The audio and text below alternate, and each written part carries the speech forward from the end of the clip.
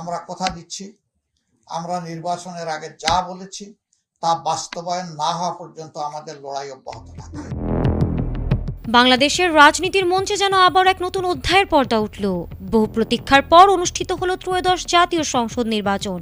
আর ফলাফল প্রকাশের সঙ্গে সঙ্গেই দেশ জুড়ে শুরু হয়েছে নতুন আলোচনা, নতুন হিসাব নিকাশ।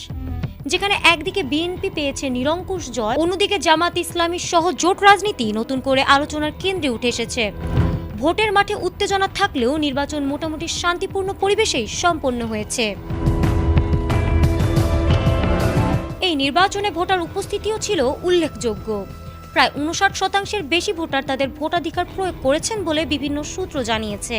নির্বাচনী ফলাফলে দেখা যায় বিএনপি প্রায় 209 থেকে 212টি আসনে জয় পেয়েছে।